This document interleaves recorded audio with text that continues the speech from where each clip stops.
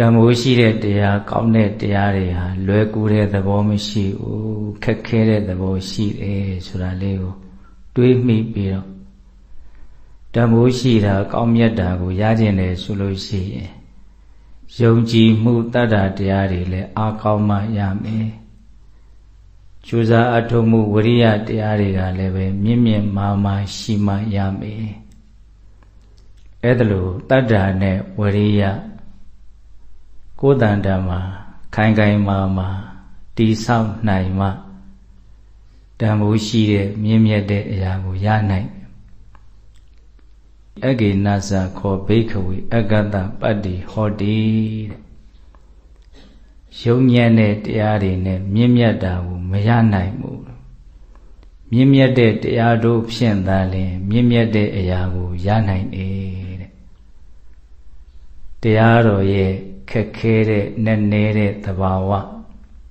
တရားဓမ္မတို့ဘုန်းဘုန်းတို့ရဲ့စိတ်ရဲ့ရာဂဒေါသမောဟတို့ဖြင့်ပျော်မွေ့နေတဲ့သဘာဝရာဂဒေါသမောဟကြားမှာနစ်မွန်းနေတဲ့ဒီစိတ်ဟာခက်ခဲတဲ့နဲ့နေတဲ့မြင့်မြတ်တဲ့တရားကိုသိဖို့ဆိုရင်တော်ယုံတန်ယုံအစွမ်းတတ္တိနဲ့မရဘူးပေါ့တရားတော်ရဲ့ခက်ခဲပုံနဲ့နဲပုံတန်ဖိုးကြီးပုံကိုဘာရည်ရွယ်ချက်နဲ့ပြောတာတုံးဆိုတော့တရားတရားနဲ့ဝိရိယတရားကိုမြင်မာစွာမြင့်တင်နိုင်စေဖို့ဆိုတဲ့ရည်ရွယ်ချက်နဲ့ပြောတာပေါ့နော်အဲ့တော့ဘုန်းဘုန်းတို့ရဲ့ဘဝမှာအကုသိုလ်တရားတွေဆိုတာကတော့အမှိုက်နဲ့တူတယ်ကုသိုလ်တရားတွေဆိုတာကတော့ရွှေနဲ့တူတယ်အကုသိုလ်တရားတွေကိုမြတ်စွာဘုရားကမလအညစ်အကြေးဆိုတဲ့အသုံးလုံးနဲ့ဟောတာလည်းရှိတယ်ဘုန်းဘုန်းတို့လမ်းဘေးမှာဒီတိတိကျကျမစိုက်ပျိုးဘဲနဲ့သူ့အလိုလျောက်ပေါက်နေတဲ့ဘာတန်ဖိုးမှမရှိတဲ့ပေါင်းမြက်ပင်တွေနဲ့လည်းတူတယ်လို့အကုသိုလ်တရားကိုအဲ့လိုဟောတယ်ကုသိုလ်တရားကြတော့အလွန်မှတန်ဖိုးရှိတဲ့အပင်တွေကိုစိုက်ရပျိုးရတာခက်တယ်ဖြစ်ထွန်းလာပြီဆိုလို့ရှိရင်လည်းပဲအလွန်မှအကျိုးကျေးဇူးများတယ်တမယာပင်လေးတွေပါလေးတွေဆိုရင်စိုက်ရတာအလွန်မှပါတော့ခက်တယ်ဘာတန်ဖိုးမှမရှိတဲ့အပင်တွေကြတော့သူ့လိုလျောက်ပေါက်ပြီးတော့နှုတ်ပြလို့ကိုမနိုင်ဘူးအဲ့ဒါအကုသိုလ်တရားကိုမြတ်စွာဘုရားအဲ့လိုပေါက်မြက်ပင်နေနဲ့တူတယ်လို့ဟောတယ်ကုသိုလ်တရားကိုကြတော့တန်ဖိုးရှိတဲ့အပင်တွေနဲ့တူတယ်လို့ဟောတယ်ရွှေနဲ့တူတယ်လို့တောင်မြတ်စွာဘုရားဟောထားတာရှိတယ်အလွန်ထင်ရှားတဲ့သုတ်တန်ကြီးတစ်ပုဒ်ရှိတယ်ကုသိုလ်တရားကိုရွှေနဲ့တူတယ်ဆိုပြီးတော့ဟောထားတာနိတိကန္တသုတ်တံဆိုကြားဦးတယ်မဟုတ်လားရွှေအိုးမြုပ်ခြင်းဆိုပြီးတော့လေတန်ဖိုးရှိတဲ့ကုသိုလ်ကောင်းမှုတွေရဲ့သဘောတဘာဝတန်ဖိုးမဲ့တဲ့အကုသိုလ်တရားတို့ရဲ့သဘောတဘာဝအကုသိုလ်တရားတွေကတော့အမှိုက်တွေကုသိုလ်တရားတွေကတော့ရွှေတွေပဲလို့နားလည်ရအဲ့ဒါဒီနေ့ကိုယ့်အိမ်မှာအမှိုက်တွေကဘယ်လောက်ထွက်နေတော့အမှိုက်ဖြစ်အောင်တမင်ကြိုးစားတာတော့မဟုတ်ဘူးအမှိုက်တွေကဒီနေ့နော်ရက်ကြားလာတာနဲ့များမရှင်းဘူးဆိုလို့ရှိရင်အမှိုက်တွေကဘာဖြစ်သွားတော့အများကြီးစုမိသွားတယ်ရွှေတွေကြတော့ဒီနေ့ဘယ်နှပိဿာလောက်စုမိတော့နော်ဘယ်လောက်စုမိတော့ရွှေတွေဘာမှမစုမိဘူးနော်အမှိုက်တွေကတော့မရှာဘဲနဲ့အလို့လျောက်အိမ်မှာရောက်လာတယ်ဖြစ်နေတယ်ပစ္စည်းအသစ်ကလေးတစ်ခုဝဲလာရင်ပိုးတောင်သိတာသေးတယ်ဘောကထုတ်ထားတာအထက်ပြီးတော့အဲ့ဒါဘာဖြစ်တော့အမှိုက်တွေဖြစ်နေရောအဲ့တော့ပြောချင်တာကဘာတော့အမှိုက်နဲ့တူတဲ့သဘာဝဘုံဘုံတို့အမြဲတမ်းရှင်းလင်းပြဖို့လိုမယ်ပေါ့ရှင်းလင်းမပြဘူးဆိုလို့ရှိရင်အမှိုက်တွေကြားထဲမှာဒုက္ခရောက်မယ်ရွှေနဲ့တူတဲ့သဘာဝကုသိုလ်တရားတွေကိုကြတော့ဘုန်းဘုန်းတို့တွေကခက်ခဲကြိုးစားပြီးတော့ရှာဖွေစုဆောင်းနိုင်မှုမလိုဘူးလားပိုင်ဆိုင်ပြီဆိုရင်သူကအားကိုးရမှာလေဟုတ်တယ်မဟုတ်လားဒါကြောင့်မြတ်စွာဘုရားကအလွန်မြင့်မားတဲ့ကုသိုလ်ကောင်းမှုတွေကုသိုလ်ဆိုတာကအ လွန်မှကောင်းမွန်တဲ့စိတ်ကလေးတွေဖြစ်သွားတာကိုကုသိုလ်ရတယ်လို့ပြောတာပါအဲ့ဒီကုသိုလ်တရားတွေရဖို့ကောင်းတဲ့စိတ်ကလေးတွေဖြစ်ဖို့ဆိုတာအလွန်မှခဲယဉ်းတယ်ဘာနဲ့ဥပမာပေးပြီးတော့မြတ်စွာဘုရားဟောတာတော့ဆိုတော့ရွှေကျင်တာနဲ့ဥပမာပေးပြီးတော့ဟောတာဘုန်းဘုန်းတို့အင်္ဂုတ္တပါဠိတော်တိကနိပတ်ထဲမှာပန္တုဒောဝကသုတ်တံဆိုတာရှိတယ်အဲ့ဒီပန္တုဒောဝကသုတ်တံမှာမြတ်စွာဘုရားကယဟန်တို့တဲ့ရွှေရဲ့အညစ်အကြေးတွေကိုဖယ်ရှားပြီးတော့ရွှေကိုရအောင်ယူတဲ့လုပ်ငန်းရွှေကျင်တာအဲ့ဒါပထမအဆင့်ကြောက်စရစ်ခဲအကြီးတွေမြေချမ်းတွေတဲချမ်းတွေတချို့ဆိုအိုးချမ်းဘဲတွေတောင်ပါတယ်အကျဉ်းစားအညစ်အကြေးတွေကိုဘာလို့ပြစ်လိုက်ရတော့ရေနဲ့တခါတည်းဆေးကြောချလိုက်ရတာဒါနဲ့ပြီးပြီလားဆိုတော့ရွှေရပြီလားဆိုတော့မရသေးဘူးဒုတိယအလတ်စားအညစ်အကြေးတွေကြောက်စရစ်အလတ်စားလေးတွေတဲချမ်းလေးတွေရှိနေသေးတယ်အဲ့ဒါကိုလည်းဘာလို့ရမှာတော့ရေနဲ့တခါတည်းဆေးချလိုက်တယ်ရွှေရပြီလားဆိုတော့မရသေးဘူးတတိယအနှုစားအညစ်အကြေးသဲနုနုလေးတွေရှိတယ်မြူမဲမဲလေးတွေရှိတယ်ရွှေကျင်ဘူးတဲ့လူတွေဆိုရင်ပိုသိမယ်ပေါ့နော်အင်ဝိုင်းလေးနဲ့လှဲလိုက်တယ်ဆိုလို့ရှိရင်နောက်ဆုံးမြူမဲမဲလေးတွေသဲနုနုလေးတွေကြမ်းနေအဲ့ဒီကြားထဲမှာရွှေလေးတွေကဟိုနာဝင်းဝင်းလက်လက်ဒီနာဝင်းဝင်းလက်လက်ရှိနေဟုတ်လားအဲ့ဒီတတိယမြောက်အနှုစားအညစ်အကြေးတွေကိုဖယ်လိုက်တော့မှရွှေကလေးကြမ်းအဲ့ဒီရှားပြီဆိုတဲ့ရွှေကလည်းပဲနှထောင်းတို့ငကတ်တို့ဆွဲကြိုးတို့လက်ကောက်တို့လှုပ်လို့ရပြီလားဆိုတော့မရသေးဘူးတဲ့သူ့ကိုအချိန်ချင်းအထက်ထက်လှော်တဲ့လုံထဲကိုထည့်ပြီးတော့မီးနဲ့အမျိုးမျိုးဘာလို့ရမလို့လှော်ရတယ်ကျင်းပန်များစွာအဲ့ဒါလိုမီးနဲ့လှော်မှဒီရွှေလေးကလက်ဝက်လက်စားပြုတ်လို့ရတဲ့အနေအထားကိုရောက်သွားတာတဲ့နူးညံ့သိမ်မွေးတဲ့လက်ဝက်လက်စားပြုတ်လို့ရတဲ့အခြေအနေကိုရောက်သွားတာမြတ်စွာဘုရားကစိတ်ရှိလက်ရှိဟောတာအမြင့်မားဆုံးစိတ်ရဲ့အည်အသွေးတွေကိုရဖို့အတွက်ဆိုရင်အဲ့ဒီရွှေကျင်တယ်လို့လုပ်ယူရတာတဲ့ဆိုတော့ကရွှေကျင်တဲ့ဥပမာမှာမြတ်စွာဘုရားကအညစ်အကြေးကို30ဟောတာနော်အကျဉ်းစားအညစ်အကြေးအလတ်စားအညစ်အကြေးအနှုစားအညစ်အကြေးအဲ့ဒီအညစ်အကြေးတွေပြောင်းသွားလို့ရွှေကြီးကြံ့ပြီးဆိုရင်တောင်လက်ဝက်လက်စားလုပ်လို့မရသေးဘူးထပ်ပြီးတော့မလုပ်ရတော့နော်လှော်ရသေးတယ်အဲ့လိုပဲဘုန်းဘုန်းတို့ရဲ့စိတ်ထဲမှာလေ့ကျင့်မယ်ဆိုလို့ရှိရင်စိတ်ကအလွန်မှအစွမ်းထက်တဲ့အရည်အသွေးတွေရှိတယ်တယောက်တည်းနဲ့အများကြီးဖြစ်အောင်ဖန်ဆင်းလို့ရတဲ့အစွမ်းစိတ်မှရှိတယ်ဟော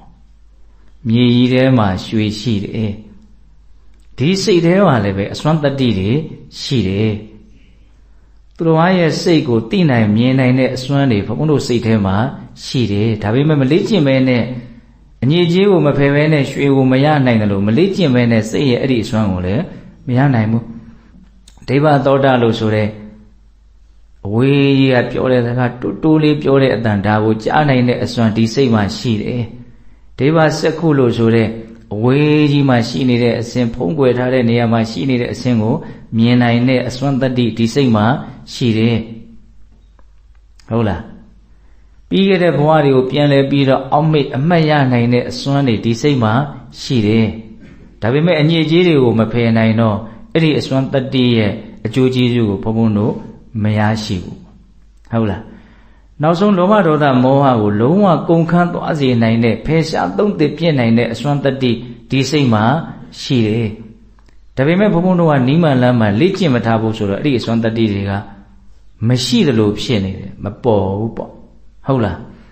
စိတ်ရဲ့အဲ့ဒီအစွမ်းတတ္တိတွေအည်သွေးတွေကိုရကျင်တယ်ဆိုလို့ရှိရင်သောတော်ကပြောသလိုရွှေရကျင်တယ်ဆိုရင်အညစ်အကြေးအမျိုးမျိုးကိုဖယ်ရှားပစ်ဖို့လိုသလို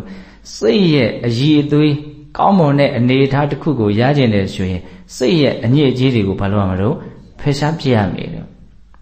စိတ်ရဲ့အညစ်အကြေးကိုလည်းမြတ်စွာဘုရား30ဟောတယ်အကျဉ်းစားအညစ်အကြေးအဲ့ဒါဘာပြောတာလဲဆိုတော့ဒုစရိုက်တရားတွေကိုပြောတာလူများသက်သက်မဲ့သူတော်ပစ္စည်းမတရားယူမဲ ကာမကိစ္စဖောက်ပြန်မယ်ဒါကာယဒုစရိုက်လေညာပြောမယ်ဂုံစကားပြောမယ်ကြံတန်တဲ့စကားပြောမယ်တန်ဖိုးရှိတဲ့စကားတွေပြောနေမယ်ဒါပါတော့ဝစီဒုစရိုက်သူတော်ကမျက်စိမတရားလိုချင်နေစိတ်ထဲကနေရဖို့ကြံစည်နေတယ်သူတော်ကိုဆင်းရဲစေခြင်းနဲ့နှိပ်စက်ခြင်းနေတယ်မှားယွင်းတဲ့အယူဆတွေရှိနေမယ်ဒါပါတော့မနောဒုစရိုက်ပေါ့အဲ့ဒီဒုစရိုက်တရား၃ပါးကာယဒုစရိုက်ဝစီဒုစရိုက်မနောဒုစရိုက်အကျယ်ပွားလိုက်ရင်10ပါးပေါ့အဲ့ဒီဒုစရိုက်တရားတွေဟာစိတ်ရဲ့အကျဉ်းစားအညစ်အကြေးတွေပဲတဲ့နော်ရွှေရဲ့အကျဉ်းစားအညစ်အကြေးတွေကြောက်စရစ်ခဲတွေမြေကြီးခဲတွေသေချမ်းတွေဒါတွေကိုမဖယ်ဘဲနဲ့ဘုန်းဘုန်းတို့ရွှေရနိုင်မလားမရနိုင်ဘူးအဲ့လိုပဲဒုစရိုက်တရားတွေကိုမဖယ်ဘဲနဲ့စိတ်ရဲ့ထက်မြက်တဲ့အရေးအသွေးတွေကိုဘုန်းဘုန်းတို့မရနိုင်ဘူးနော်သူများတက်တယ်ညှဉ်းနှွမ်းသွားပြီဒီစိတ်ကဖြူရှင်ဖို့အတွက်သူအများကြီးကြိုးစားလိမ့်မယ်ရုန်းကန်ရလိမ့်မယ်ဟုတ်လားမဟုတ်တာလှုပ်ထားတယ်မမှန်တာပြောထားတယ်မသင့်တော်တာတွေတွေးကြံနေတယ်ဒါတွေကစိတ်ကိုအများကြီးအနှောင့်အယှက်ပေးနိုင်တဲ့အပြုအမူအပြောဆိုအတွေးကြံနေပေါ့ဟုတ်လားအဲ့ဒါအကျဉ်းစားအညစ်အကြေးတဲ့အဲ့ဒါစိတ်ရဲ့အရည်အသွေးကိုရကျင်တယ်ဆိုလို့ရှိရင်နံပါတ်1အဲ့ဒီအကျဉ်းစားအညစ်အကြေးကိုဘုန်းတော်ဘာလို့တော့ဖယ်ရှားရမယ်နောက်အလတ်စားအညစ်အကြေးတဲ့အဲ့ဒါကျတော့ဘာပြောလို့ဆိုတော့ကာမဝိတ္တဗျာပါဒဝိတ္တဝိညာဏဝိတ္တတဲ့ဟောဆိုတော့ကဒုစရိုက်တွေတဲ့တော့ပို့ပြီးတော့သူကနှုတ်သွားတော့နော်ကာမအာယုန်နဲ့ပတ်သက်ပြီးတော့တွေးကြံမြင်ဖို့ပဲစဉ်းစားတယ်နားထောင်ဖို့ပဲစဉ်းစားတယ်စားဖို့တောက်ဖို့တွေးဖို့ထိဖို့ပဲစဉ်းစားတယ်ဒါပါတော့ကာမဝိတ္တအဲ့ဒါစိတ်ရဲ့အလတ်စားအညစ်အကြေးမကျေနပ်မှုနဲ့တွေးနေတယ်စိတ်တိုင်းမကြမှုနဲ့တွေးကြံနေတယ်ဗျာပါဒဝိတ္တအဲ့ဒါစိတ်ရဲ့အလတ်စားအညစ်အကြေးဝိညာဏဝိတ္တတဲ့မကျေနပ်ချက်တွေကတအိမ်မရဘူးအတွေးထဲမှာပေါက်ကွဲနေတော့ဘာလို့တော့ဆင်းရဲဖို့သူများဆင်းရဲစေဖို့သူများကိုနှိပ်စက်ဖို့အထိစဉ်းစားလာဒါဝိညာဏဝိတ္တစိတ်တူလာပြီဆိုလို့ရှိရင်ဆင်းရဲစေခြင်းတဲ့သဘောကနောက်ကကပ်ပြီးတော့လိုက်လာဖြက်စီးခြင်းတဲ့သဘောကနောက်ကကပ်ပြီးတော့လိုက်လာတာအ ਨੇ ဆုံးတော့အမူအရာလေးနဲ့မျက်စောင်းလေးတော့ထိုးကြည့်လိုက်မကျေနပ်ဖို့နဲ့ဟိုဆိုတာဟုတ်လားထိမရဘူးဆိုဘာလို့ဝစီကံအဖြစ်ပြောမယ်ဆိုမယ်အဲ့လောက်နဲ့ဒေါသကမကျေနပ်နိုင်ဘူးငါ့ကိုအလိုဖြည့်ပေးဆိုရင်ဘယ်ထိသွားမလို့ရိုင်မယ်နှက်မယ်ပတ်မယ်ဖြက်မယ်ဒီထိသွားမှာနော်အဲ့ဒီလိုအတွေးမျိုးတွေကာမဝိတ္တဗျာပါဒဝိတ္တဝိညာဏဝိတ္တအဲ့ဒါဘာလဲဆိုရင်စိတ်ရဲ့အလတ်စားအညစ်အကြေးတဲ့အဲ့ဒီအလတ်စားအညစ်အကြေးကိုမဖယ်ဘဲနဲ့လည်းပဲစိတ်ရဲ့မြင်မာတဲ့အရည်အသွေးကိုဘုံဘုံတို့မရနိုင်ကဲအလတ်စားအညစ်အကြေးကိုဖယ်ပြီးပြီဆိုရင်ဘာကြံဆိုအနုစားအညစ်အကြေးတဲ့ဟောစိတ်ဝင်စားတယ်ကောင်းတယ်နော်မြတ်စွာဘုရားဟောပုံလေးအနုစားအညစ်အကြေးကဘာပြောတော့ဆိုတော့ညာတိဝိတ္တဇနပဒဝိတ္တအနဝိညတိပဋိတန်ယုတ်တဝိတ္တဟာပြောတာတော့ဆိုတော့ညာတိဝိတ္တဆိုတာမိသားစုနဲ့ပတ်သက်ပြီးတော့တွေးနေတာဆွေတွေမျိုးတွေနဲ့ပတ်သက်ပြီးတော့တွေးနေတာငါဟာလို့ဟုတ်လားမှတ်ထင်ထားတဲ့အတိုင်းဝိုင်းလေးနဲ့ပတ်သက်ပြီးတော့ဘာလုပ်နေတော့တွေးနေတာငါလူလေးတွေနဲ့ပတ်သက်ပြီးတော့တွေးနေတာဟုတ်လားခက်သွားပြီနော်ဒါဖယ်ဖို့လွယ်ဦးမလားမလွယ်တော့ဒီထဲပဲလူဖြစ်နေတာဟုတ်လားစိတ်ကလေးကဒီထဲပဲနေရနော်ဟုတ်လားညာတိဝိတ္တပြီးတော့ဘာလို့ဇနပဒဝိတ္တဇဏဘုတ်နဲ့ပတ်သက်ပြီးတော့တွေးတာတဲ့အဓိပ္ပာယ်အခြေဘယ်လိုများပြောရပါမလို့ဇဏဘုတ်ဆိုတာရက်ရွာတွေမြို့တွေနေရာတွေအများကြီးတွက်ကြည့်လိုက်အဲ့ဒါတွေနဲ့ပတ်သက်ပြီးတော့ဘုန်းဘုန်းတို့တွေးနေကြတာတွေမရှိဘူးလားနော်အမျိုးမျိုးပေါ့လေဒီဇဏပဒဝိတ္တရဲ့အဓိပ္ပာယ်ကတော့အများကြီးကျေပြတ်မယ်လို့ထင်ပါတယ်ကျော်ကြီးတို့ဉာဏ်ရှိတယ်ပေါ့ကိုတွေးကြည့်ဟုတ်လားဆွေမျိုးတွေနဲ့ပတ်သက်ပြီးတော့မိသားစုတွေနဲ့ပတ်သက်ပြီးတော့တွေးနေတာရက်ရွာရည်နဲ့ပတ်သက်ပြီးတော့တွေးနေတာပဝန်းကျင်လို့လည်းပဲဆိုနိုင်ပဲသူများလို့လည်းပဲဆိုနိုင်ပဲအဲ့ဒီဇဏပဒဆိုတာထဲမှာသူများမပါဘူးလားပါတယ်ဟိုရွာကလူဒီရွာကလူဟိုမြို့ကလူဒီမြို့ကလူဟိုလူဒီလူတွေရဲ့အကြောင်းတွေးနေတာဇဏပဒဝိတ္တထဲကိုထည့်လို့မရနိုင်ဘူးလားရနိုင်ပြီညာတိဝိတ္တဇဏပဒဝိတ္တအနဝိညတိပဋိတန်ယုတ်တဝိတ္တတဲ့အဲ့ဒါဘာပြောတော့ဆိုတော့ကိုယ်သူများကအထင်မသေးစေလိုမှုနဲ့ဆက်ရှင်တဲ့အတွေ့တနည်းအားဖြင့် သူများကိုယ်လေးစားစေခြင်းနဲ့အထင်ကြီးစေခြင်းနာနဲ့ဆက်ရှင်တဲ့အတွေးတဲ့ဒီအတွေးကခေါင်းထဲမှာအကြီးရှိတယ်လူရဝင်ခြင်းနဲ့ဟုတ်လားလူရဝင်ခြင်းနဲ့စိတ်မရှိဘူးလားရှိရနော်ကိုယ်သူများအထင်မသေးစေခြင်းမို့တမျိုးနားလဲအောင်ပြောမယ်ဆိုရင်အထင်မသေးစေခြင်းုံနဲ့စိတ်ကရက်မနေဘူးဘာလို့စေခြင်းသေးတော့အထင်ကြီးစေခြင်းသေးတယ်ဟုတ်တယ်နော်အဲ့ဒါလို့သူများအထင်မသေးစေဖို့သူများအထင်ကြီးဖို့အတွက်ဘုန်းဘုန်းတို့လောက်ကင်ပြောဆိုတွေးကြံနေကြရတာတွေအများကြီးမရှိဘူးလား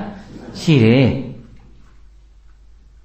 အဲ့ဒါဘာတွေတုံးလို့မေးလို့ရှိရင်အနုစာအညစ်အကြေးတဲ့ညာတိဝိတက်ဇနပရဝိတက်အနဝိညတိပရိတယုတ်တဝိတက်တဲ့ဟုတ်လားအဲ့ဒီအနုစာအညစ်အကြေးကိုဖယ်လိုက်တဲ့အခါမှာစိတ်မှာဘာကြံနေသေးလဲဆိုတော့တရားနဲ့ဆက်ရှင်တဲ့အတွေးလေးဓမ္မဝိတက်တော့ကြံနေသေးတယ်တဲ့ဟောဆိုတော့ကရွှေကျင်တဲ့ပုဂ္ဂိုလ်ဟာအကျဉ်းစားအညစ်အကြေးအလက်စားအညစ်အကြေးအနုစားအညစ်အကြေးကိုဖယ်လိုက်တော့ဘာကြံတော့ရွှေကြံတယ်ဒါပေမဲ့အဲ့ဒီရွှေကအလုပ်ဖြစ်ပြီလားဆိုတော့မဖြစ်သေးဘူးအကျဉ်းချင်းအထက်ထက်လှော်ရအောင်မယ်မီးနဲ့တွေ့ပေးရအောင်မယ်မီးနဲ့ကစားပေးရအောင်မယ်ဟုတ်လားအဲ့ဒါလိုပဲအခုဘုန်းဘုန်းတို့ရဲ့အလတ်စားအကျဉ်းစားအလတ်စားအနုစားအညစ်အကြေးတွေကိုဖယ်လိုက်နိုင်ပြီဆိုရင်စိတ်ကမဖြစ်လာတော့အလွန်မှအည်သွေးတွေရှိလာပြီဟုတ်လားဒါပေမဲ့ဘာတော့ကြံနေတော့ဓမ္မဝိတက်ကြံနေတယ်အဲ့ဒီအချိန်မှာဘာဝနာတရားတစ်မျိုးမျိုးနဲ့စိတ်ကိုလေ့ကျင့်စိတ်ကိုလေ့ကျင့်မှများတဲ့ခါကျတော့ဒီစိတ်ကငြိမ်ဝတ်ဒါပေမဲ့လို့သူကလုံလဝရိယနဲ့ဒီဗျာပါဒစိုက်ထုတ်ပြီးတော့မှကိလေသာကိုနှိပ်ကွပ်ထားတဲ့သဘောဒါပေမဲ့အဲ့လိုလေ့ကျင့်ရင်နဲ့စိတ်ကဒီအလုံးမှာအလွန်ကျွမ်းကျင်သွားပြီးတော့နောက်ဆုံးဘာလုံလဝရိယမှမစိုက်ထုတ်เสียမလိုဘဲနဲ့ဘာဗျာပါဒမှအားစိုက်เสียမလိုဘဲနဲ့အလို့အလျောက်စိတ်ရဲ့တည်ငြိမ်ခြင်းငြိမ်ဝတ်ခြင်းဆိုတဲ့အခြေအနေတစ်မျိုးဟာလည်းရှိတယ်တဲ့မြတ်စွာဘုရားပြောပြကုန်လေအဲ့ဒါတွေကိုလက်တွေ့နားလည်နိုင်အောင်ယောဂီတို့ကြိုးစားကြည့်ပါနော်အစကနဦးကြိုးစားတော့ကတော့လုံလဝရိယနဲ့ဗျာပါဒစိုက်ထုတ်ပြီးတော့စိတ်ကိုငြိမ်ဝတ်အောင်ဘာလို့ရတော့ကြိုးစားစိတ်ကလေးငြိမ်နေအောင်ကြိုးစားယူနေရတယ်ကြိုးစားပါများလာတဲ့အခါကျတော့နောက်ကျတော့ဘလို့ဖြစ်သွားတော့ကြိုးစားစရာကိုမလိုဘဲနဲ့သူ့အလိုလျောက်စိတ်ရမှာဖြစ်နေတော့ငြိမ်နေတဲ့အနေအထားတစ်ခုအလွန်မှအည်သွေးမြင့်တဲ့အနေအထားတစ်ခုဖြစ်သွားတယ်အဲ့ဒီအခြေအနေမျိုးမှာအကယ်၍အကြောင်းတရားနဲ့ပြည့်စုံမယ်ဆိုရင်ဒီလူကလိုချင်မယ်ဆိုလို့ရှိရင်ခုနပြောသလိုတယောက်တည်းကနေအများကြီးနော်မြေကြီးထဲမှာရေထဲသွားသလိုမျိုးရေထဲမှာမြေကြီးပေါ်သွားသလိုမျိုးအမျိုးမျိုးတကူဖန်ဆင်းခြင်းဣတိဝိဒအဘိညာဉ်ဆိုတာကိုရနိုင်နေတယ်အဲ့ဒီအခြေအနေရောက်သွားလို့ရှိရင်ဟုတ်လားဒိဗ္ဗသောတာအဘိညာဉ်ကိုရနိုင်တယ်ပရစိတဝိဇာဏနာအဘိညာဉ်ကိုရနိုင်တယ်သူတော်ကစိတ်ကိုသိတယ်ဒိဗ္ဗစက္ခုအဘိညာဉ်ကိုရနိုင်တယ်ပုဗ္ဗေနိဝါဒနုတ္တိအဘိညာဉ်ကိုရနိုင်တယ်ဒါတွေယောဂီတို့အသေးစိတ်ရှင်းပြစရာမလိုပါဘူးဘုံမောဒီလောက်လေးခေါင်းစဉ်လေးပြောလိုက်ရင်သိတယ်နော်ဒိဗ္ဗစက္ခုဆိုတော့ဘာပြောတာတော့နတ်မျက်စိကဲ့သို့မြင်နိုင်တဲ့အည်သွေးပုဗ္ဗေနိဝါဒနုတ္တိအဘိညာဉ်ဆိုတော့ဘာပြောတာတော့ဖြစ်ခဲ့ပြီးသားဘဝအစဉ်တွေကိုပြန်လဲအောက်မေ့နိုင်တဲ့အည်သွေးတမှုအကြီးမားဆုံးအသိဉာဏ်ကဘာလို့ဆိုတော့အာတဝခေယဉာဏ်နော်အာတော်တရား၄ပါးကိုကုန်ခန်းသွားစေနိုင်တဲ့ဉာဏ်အဲ့ဒီဉာဏ်ကိုတောင်သူအလိုရှိမယ်ဆိုရင်စောစောကစိတ်အည်သွေးမြင်မအောင်လေ့ကျင့်ထားတဲ့ပုဂ္ဂိုလ်တူတယောက်ဟာရနိုင်တယ်လို့ဟောတယ်ဟုတ်လားဒါကြောင့်ကောင်းတာတွေဟာလွယ်ကူတဲ့သဘောရှိမနေဘူးအထက်ထက်ဘုံဘုံတို့ဟာကြိုးပမ်းအားထုတ်ရတယ်ပထမအဆင့်ဒုစရိုက်တရားကင်းအောင်ကြိုးစားရတယ်ဒုတိယအဆင့်ကာမဝိတ္တဗျာပါဒဝိတ္တဝိညာဏဝိတ္တအတွေးစိုးတွေမဝင်အောင်ကြိုးစားရတယ်တတိယအဆင့်ကိုမိသားစုနဲ့ပတ်သက်တဲ့ကိုဆွေမျိုးနဲ့ပတ်သက်တဲ့အတွေးတွေတောင်မတွေးမိအောင်နော်ရရေးရွာရေးနဲ့ပတ်သက်တဲ့အတွေးတွေတောင်မတွေးမိအောင်ကိုသူများအထင်သေးမှလားသူများအထင်ကြီးသေးခြင်းလားဘာညာအဲ့ဒီနဲ့ပတ်သက်တဲ့အတွေးတွေတောင်မတွေးမိအောင်ဘုံဘုံတို့ဟာဘာဝနာတရားပေါ်မှာဒီစိတ်ကလေးကိုတခါတည်းခိုင်မြဲနေအောင်ဘလို့တော့လေ့ကျင့်ရတယ်အဲ့လိုလေ့ကျင့်မှများမှစိတ်ရဲ့မွန်မြတ်တဲ့အည်အသွေးတစ်ခုဆိုတာထွက်လာတာပေါ့စောစောပြောလို့ဘိညာဉ်တရားအဲ့ဒီအဆင့်ကိုမရောက်သေးတောင်မှကိုလုံးနိုင်မယ်ဆိုရင်လုံးနိုင်တဲ့အနေအထားလေးနဲ့ထိုက်တန်တဲ့အကျိုးရလဒ်ကတော့မရနိုင်ဘူးလားရနိုင်တယ်ဒါကြောင့်ယောဂီတို့ဒီမှာလာပြီးတော့9ရက်အချိန်ပေးပြီးတော့ကြိုးစားအထောက်ကြတာပေါ့ဘုံဘုံက အနည်းဆုံးလေးတော့ဘလောက်တော့ရသွားစေခြင်းလဲဆိုတဲ့စိတ်ကူးလေးရည်ရွယ်ချက်ရည်မှန်းချက်ကလေးရှိနေတော့ဆိုတော့ကိုယ်စိတ်ကလေးကိုအချိန်မရွေးချမ်းသာအောင်ထားတတ်တဲ့အရည်အသွေးလေးတော့ရသွားစေခြင်းဆိုကြပါစို့စိတ်တွေပူးလာပြီဆိုတော့ငါစိတ်တွေပူးလာပြီငါအေးအောင်လှုပ်လိုက်အောင်မယ်တိတ်အချိန်ကြာကြီးမယူရဘဲနဲ့ကိုယ်စိတ်ကိုအေးအောင်မြန်မြန်လေးလှုပ်တတ်တဲ့အရည်အသွေးလေးရသွားစေခြင်းလေဟုတ်လားအစိတ်တွေတော်တော်ရှုပ်နေပြီကဲငါတမျက်စေးလှည့်လိုက်အောင်မယ်အမိုက်တွေကတော့တမင်မရှားမပွေရဘဲနဲ့အလိုလျောက်ရောက်လာပြီဟုတ်လားဒါပေမဲ့တမျက်စေးလှည့်တဲ့အလုပ်ကတော့ဘာလို့ရတော့တမင်ကိုလှုပ်ရတယ်နော်ဟုတ်လားတန်ရှင်းရေးအလုပ်ကတော့တမင်လှုပ်ရတယ်ရှုပ်ထွေးရေးအလုပ်ကတော့တမင်လှုပ်เสียမလို့နေထိုင်နေသူ့သူပဲနာကဘလို့လှုပ်ရှုပ်သွားတယ်မသိဟုတ်လားအဲ့လိုရှင်းတဲ့အလုပ်ကိုလွယ်လွယ်ကူကူလေးမြန်မြန်ဆန်ဆန်လေးလှုပ်တတ်တဲ့အရည်အသွေးလေးကိုတော့ရသွားစေခြင်းလေစိတ်တွေဆင်းရဲလာပြီမကောင်းလိုက်တာမကြိုက်လိုက်တာဒီခံစားချက်ကြီးကိုအစိတ်ကလေးကိုငြိမ်းအောင်အေးအောင်ချမ်းသာအောင်ထားအောင်မှဖြစ်မယ်အလုံးလုံးရင်းနဲ့ပဲဖြစ်ဖြစ်စကားပြောရင်းနဲ့ဖြစ်စိတ်တွေပူးလာတယ်ဆိုရင်သိတယ်ငါအေးအောင်လှုပ်လိုက်အောင်မယ်တကယ်လို့ကိုယ်သာကျွမ်းကျင်ပဲဆိုလို့ရှိရင်စကားပြောနေရင်းနဲ့အလုံးလုံးနေရင်းနဲ့ကိုယ်စိတ်ကိုငြိမ်းသွားအောင်အေးသွားအောင်လှုပ်လို့မရဘူးလားရတယ်အဲ့ဒီလိုအည်သွေးမျိုးလေးကိုရစေခြင်းလားဟုတ်လားနေပူတဲ့ကြီးအမြဲနေပူလိုက်တာပင်ပန်းလိုက်တာဒါပေမဲ့ကိုပူတဲ့အခါမှာပင်ပန်းတဲ့အခါမှာနားเสียခိုးเสียအရိတ်ကလေးကိုယ်ပိုင်အရိတ်ကလေးကိုတော့တိဆောက်ပြီးသားဖြစ်စေခြင်းဒီသဘောလေးကိုပြောတာကိုဘုံဘုံပြောတာဘာဆိုတာဒီလူတွေအကုန်သိရနော်ဒါကြောင့်တရားထုတရားမြတ်ကြီးရသွားစေရမယ်လို့ဘုံဘုံကအဲ့လိုကြီးမှန်းပြီးတော့အဲ့လောက်ကြီးမြင့်မြင့်မာမာပြောနေတာမဟုတ်ကိုယ်စိတ်ကိုစိုးစိုးဝါးမပူလောင်မစင်းရအောင်မပင်ပန်းအောင်ငြိမ်းရအောင်တတ်တတ်အောင်ချမ်းသာအောင်တော့ဘုံဘုံတို့ထားတတ်ဖို့မလိုဘူးလားတရားထုတ်တယ်ဆိုတာအဓိကအဲ့ဒီရည်ရွယ်ချက်ရှိရမယ်ကိုယ်စိတ်ကိုကိုယ်မှချမ်းသာအောင်လုပ်မပေးဘယ်သူချမ်းသာအောင်လုပ်ပေးမှာတော့ဘယ်သူမှလုပ်မပေးနိုင်ဘူးဟုတ်လားအဲ့ဒါကိုဘုံဘုံတို့ကဘာလုပ်ရမှာတော့လေ့ကျင့်ရမယ်ပေါ့အဲ့ဒါလေးကိုကျွမ်းကျင်အောင်ကြိုးစားစေခြင်းလေဒါကတရားအထုတ်ခြင်းရဲ့အလွန်မှအဓိကကြတဲ့နံပါတ်1ရည်ရွယ်ချက်လို့ဆိုခြင်းနဲ့ပေါ့နော်ဒီရည်ရွယ်ချက်တင်ရှိတာနဲ့လည်းမပြည့်စုံသေးဘူးထက်သန်တဲ့အထုတ်မှုမျိုးဖြစ်ဖို့အတွက်ဘုံဘုံတို့ကအနာဂတ်ရေးကိုလည်းပဲတွေးပြီးတော့မျှော်မှန်းတတ်ဖို့လည်းလိုသေးတယ်ဆိုကြပါစို့စီဝါရေးလုပ်တဲ့ငွေရှာတယ်ဆိုရင်အခုလောလောဆယ်စာဝတ်တောက်ဖို့ပြည့်စုံလေးလောက်ရည်ရွယ်ပြီးတော့ရှာတာလားမဟုတ်ပါဘူးငါမသိမချင်းအနာဂတ်အများကြီးတွက်ပြီးတော့ကြိုတင်ပြီးတော့မလုပ်တာတော့ရှာတာအဲ့ဒါလိုပဲဒီတရားအသိဉာဏ်ကလေးကိုရှာရတယ်ဆိုတာအခုလောလောဆယ်ချမ်းသာအောင်နေတဲ့ယုံလေးအတွက်ရှာတာမဟုတ်သေးဘူးကျမကြီးမကောင်းတဲ့အချိန်ဆိုတာရောက်လာအောင်ပဲဆိုးရတဲ့လောကရန်နေနဲ့တွေ့ရတဲ့အချိန်ဆိုတာရောက်လာနိုင်သေးတယ်အဲ့ဒီလိုအနာဂတ်ဆိုးမျိုးနဲ့တွေ့လာတဲ့အခါမှာကိုယ်စိတ်ကိုသက်သာအောင်ထားဖို့ဆိုတာကတာမန်အခြေအနေမဟုတ်ဘူးနော်သူကတာမန်အခြေအနေမှာတော့ဘုံဘုံတို့ရဲ့စိတ်ကိုသက်သာအောင်မထားတတ်သေးဘူးဆိုရင်ဆိုးရတဲ့အခြေအနေမှာထားဖို့ဘာလို့တော့ပို့ပြီးတော့ခက်သွားပြီခုကျမကြီးကောင်းတဲ့အချိန်မှာတော့စိတ်တွေဆင်းရဲနေတယ်ဆိုလို့ရှိရင်ကျမကြီးမကောင်းတဲ့အချိန်မှာဘလို့နေပဲတော့ပိုးဆင်းရဲလိုက်တယ်ဒီစိတ်ဆင်းရဲတွေကလည်းပြောင်းမသွားဘူးကျမကြီးမကောင်းလို့ဆင်းရဲတာတွေကလည်းပို့ပြီးတော့တိုးလာအောင်ပဲပို့ပြီးတော့ဆိုးတာကဘုံဘုံတို့ရဲ့နောက်ဆုံးအခြေသိရတော့မယ့်အနေအထားတစ်ခုဒါလည်းသေချာပေါက်တွေ့ရမယ့်အခြေအနေတစ်ခုအဲ့ဒီအခြေအနေဟာစိတ်ကိုချမ်းသာအောင်ထားဖို့စိတ်ကိုကြည်လင်အောင်လုပ်ဖို့အခက်အခဲဆုံးအခြေအနေတစ်ခုပဲအဲ့ဒီအခြေအနေမှာစိတ်ဆင်းရဲပြီးတော့ပဲအဆုံးသတ်သွားမယ်ဆိုရင်အလွန်မှကြောက်စရာကောင်းတဲ့အနေအထားကြီးဖြစ်သွားလိမ့်မယ်ဟုတ်လားအဲ့ဒီအခြေအနေမှာကိုယ်စိတ်ကလေးကိုကြည်လင်အောင်ချမ်းသာအောင်ထားတတ်ဖို့ဆိုတဲ့ရည်ရွယ်ချက်နဲ့လည်းပဲအခုတည်းကစဘုံဘုံတို့ဘာလို့ဖို့လို့တော့ကြိုတင်ပြီးတော့လေ့ကျင့်ထားဖို့လိုမယ်ဟောဘုံဘုံပြောတာ3ချက်လို့ဘုံဘုံထင်ပါတယ်နော်လောလောဆယ်ကိုယ်စိတ်ကလေးကိုငြိမ်းအောင်ချမ်းသာအောင်ထားတတ်ဖို့တရားအထုတ်ရတယ်ဟုတ်လားလောကရန်ဇိုးတွေနဲ့တွေ့လာတဲ့အခါအထူးသဖြင့်ကျမကြီးဖောက်ပြန်လာတဲ့အခါစိတ်မဆင်းရဲအောင်တည်ငြိမ်မှုရှိအောင်အေးချမ်းမှုရှိအောင်ဘာလို့ရမလို့ကိုယ်စိတ်ကိုကြိုတင်ပြီးတော့လေ့ကျင့်ထားမယ်အရေးအကြီးဆုံးကတော့တေခြင်းတရားနဲ့တွေ့လာတဲ့အခါမှာတည်တည်ငြိမ်ငြိမ်အေးအေးချမ်းချမ်းလေးရင်ဆိုင်နိုင်ဖို့ဆိုတဲ့စိတ်ကလေးနဲ့လည်းပဲတရားအထုတ်တဲ့အလုပ်ကိုပြုကြရမယ်ပေါ့ဟုတ်လားဒါပေမဲ့ဒီအလုပ်ဟာလွယ်ကူတဲ့အလုပ်ဟုတ်သလားမဟုတ်ရွှေရှာရတယ်လို့နေနေချင်းဘာလို့ရတော့ကြိုးစားရတယ်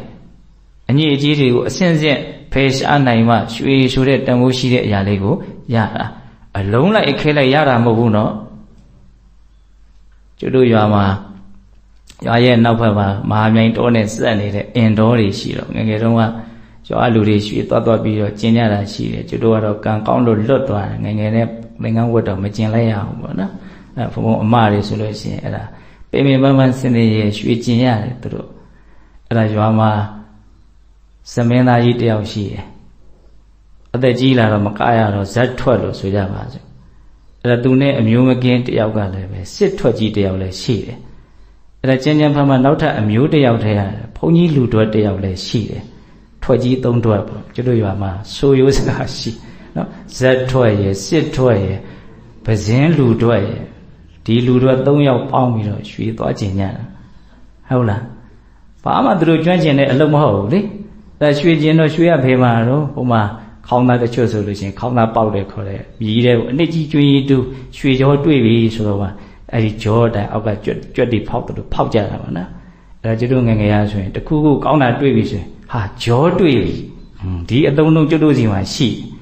ကြောတွေ့ပြီဘာတော့ဆိုရွှေကြောကိုပြောတာအဲ့တော့ပြောရင်တော့ဘာတော့ခုနထွက်ကြီး3ထွက်ဟုတ်လားနော်ရွှေသွားပြီးတော့ကျင်ကြဘယ်မှာတော့ရွှေရရွှေရမြန်မြန်ပဲရမှာတော့အမုံအမွားချင်းစွတ်ရအဲ့တော့စစ်ထွက်ကြီးကစိတ်တူပြီးတော့ပြောတယ်ဒီလိုမှသိရင်ငါမလာဘူးငါကနနွင်းတက်လို့ဂျင်းထွက်လို့ရမလားဆိုတော့ဟုတ်လားရွှေကိုနနွင်းတက်လို့ဂျင်းတက်လို့ရရင်ဟုတ်လားအခဲကြီးတွေရရင်တော့ယောဂီတို့ကလည်းပဲတရားလာအထုတာအလုံးလိုက်ခဲလိုက်တခါတည်းတရားလူတရားမြတ်တွေရမယ်ဆိုပြီးတော့လောဘတွေကြီးလို့လည်းပဲမရဘူးနော်ရွှေကျင်ရတယ်ဆိုတာဘယ်လိုတော့နည်းနည်းချင်းလေးစွရတာဟုတ်လားရွှေလေးကိုပါတော့ပြလားနဲ့ဖမ်းဟုတ်လားနည်းနည်းချင်းလေးတဆန်ကျိုးလို့ဟုတ်လားဒီနေ့တော့ဆန်စည်းတစ်စီးရတယ်လို့ဒါကျုပ်ကရောက်ဘူးလို့မဟုတ်သူတို့ပြောတာတွေမှတ်မိဟုတ်လားအဲ့တော့ပြောရင်လည်းဘာလို့ဆိုတော့ဒီကောင်းတဲ့စိတ်ကလေးဖြစ်အောင်လုပ်တာချမ်းသာတဲ့စိတ်ကလေးဖြစ်အောင်လုပ်တာကြည်လင်တဲ့စိတ်ကလေးဖြစ်အောင်လုပ်တာလွယ်ကူတဲ့အလုပ်မဟုတ်ဘူးဘဝမှာ तू ကတန်ဖိုးအကြီးဆုံးအရာဖြစ်တဲ့အတွက်ကြောင့်သူ့ဖြစ်အောင်လုပ်ရတာလည်းပဲအခက်အခဲဆုံးဆိုတာတဘာဝကြတယ်ရွှေတွေငွေတွေတဲ့တန်ဖိုးရှိရနော်ကြည်လင်တဲ့စိတ်ကလေးအေးချမ်းတဲ့စိတ်ကလေးဖြစ်အောင်လုပ်တတ်တဲ့အရည်အသွေးကဟုတ်တယ်မဟုတ်လားဘဝမှာစိတ်ချမ်းသာဖို့တဲ့ဘာအရေးကြီးသေးတာတော့ပိုက်ဆံရှာတယ်ဆိုတာလေ तू ချမ်းသာဖို့အတွက်ရှာပေးရတာကောင်းကောင်းလေးစားပေးတာလေ तू ချမ်းသာဖို့အတွက်ကောင်းကောင်းလေးကြည့်ပေးတာလေ तू ချမ်းသာဖို့အတွက်ဟိုလူနဲ့အတူနေခြင်းလေဆိုတာလေ तू ချမ်းသာဖို့အတွက်ပဲဟုတ်တယ်မဟုတ်လားဒီစိတ်ကလေးချမ်းသာဖို့အတွက်ပဲဘုန်းဘုန်းတို့ဘာလုပ်နေရတော့အကုန်လုပ်နေရတာအဲ့တော့စိတ်ချမ်းသာသွားပြီဆိုရင်ဓာတ်ထက်ကောင်းတာဘာရှိအောင်မလို့ဟုတ်လားဒါဘုန်းဘုန်းတို့တွေကလှုပ်တက်မယ်ဆိုလို့ရှိရင် तू အရည်သွေးရှိဆုံးလူတစ်ယောက်ပဲဟုတ်လားဒါတော့ဟိုတုန်းကတောင်မျိုးစလိုကြီးပြောတာဘုန်းဘုန်းကအလုံးသဘောကျတယ်သူဘာပညာတွေတတ်တယ်ပဲပြောကိုယ်စိတ်ကလေးကိုမှချမ်းသာအောင်မလုပ်တတ်သေးဘူးဆိုရင်ဘာပညာမှတတ်တယ်လို့မဆိုနိုင်ဘူးလေဟာကောင်းလိုက်တဲ့စကားပါနော်သူဘာအတန်းတွေအောင်တယ်ပဲပြောဘလို့ဘွဲတွေရတယ်ပဲပြောကိုယ်စိတ်ကိုမှကိုချမ်းသာအောင်မလုပ်တတ်သေးဘူးဆိုရင်သူဘာထင်ကြီးတယ်ရှိအောင်ဘာထင်ကြီးတယ်မှမရှိနော်ဒါကြောင့်တရားအထုတ်တယ်ဆိုတာလူရင်းပြောရရင်ကိုယ်စိတ်ကိုချမ်းသာအောင်ထားတတ်ဖို့အတွက်ဘုံဘုံတို့လေ့ကျင့်တာနီးမှလမ်းမှကြိုးစားတာအဲ့ဒါစိတ်တွေမချမ်းသာသေးဘူးစိတ်တွေပူးနေတယ်ဆိုရင်အဲ့ဒါကိုမကျွမ်းကျင်သေးဘူးငါမဟုတ်သေးဘူးငါလိုသေးတယ်ငါလောက်ရအောင်မဲလို့ဘုံဘုံတို့အဲ့လိုတွေးဖို့မလိုဘူးလားလိုတယ်နော်အဲ့တော့ဒီနေရာမှာဒီသုတ်တန်လေးတွေကိုဘယ်လိုရည်ရွယ်ချက်နဲ့ဘုံဘုံကဒီစကားတွေကိုပြောနေတာတော့ဆိုတော့ယုံကြည်မှုတရားတွေကိုမြင့်တင်ဖို့လုပ်မယ်ကြိုးစားအထောက်မှုဝိရိယတရားတွေကိုမြင့်တင်ဖို့လုပ်မယ်ကိုလူကျင်တဲ့အရာကအကောင်းဆုံးတန်ဖိုးအရှိဆုံးအရာဖြစ်တဲ့အတွက်ကြောင့်တော်ယုံတန်ယုံလောက်နဲ့တော့မရနိုင်ဘူးဆိုတဲ့အမြင်မှန်ကလေးနဲ့ဘုံဘုံတို့ရဲ့ဒီမြင်မာတဲ့သဘာဝတွေကိုဘာလို့ဖို့လို့မလို့မြင့်တင်ဖို့လုပ်မယ်ပေါ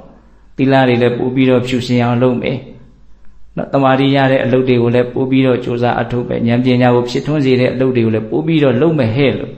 ယုံကြည်မှုတရားကြိုးစားအထောက်မှုဝိရိယတရားတွေကိုမြင့်တင်စေခြင်းလို့ဒီအကြောင်းအရာလေးတွေကိုပြောနေတာဟုတ်လားဒါကြောင့်မြတ်စွာဘုရားကလည်းပဲဒီလိုမျိုးစိတ်အလွန်ဖြူစင်တဲ့ကောင်းမွန်တဲ့အနေအထားလေးတွေကိုရပြီးတော့အသိဉာဏ်ပွင့်လင်းသွားတဲ့အနေအထားမျိုးလေးတွေဆိုတာဖြစ်ဖို့အလွန်ခဲယဉ်းနေတရားကိုသိပြီးတော့တကယ်ငြိမ်းအေးသွားတဲ့ချမ်းသာတဲ့စိတ်ရှိတဲ့လူတွေဆိုတာလောကမှာရဖို့အလွန်ခဲယဉ်းနေအဲ့လိုဟောတာခါတပါမြတ်စွာဘုရာ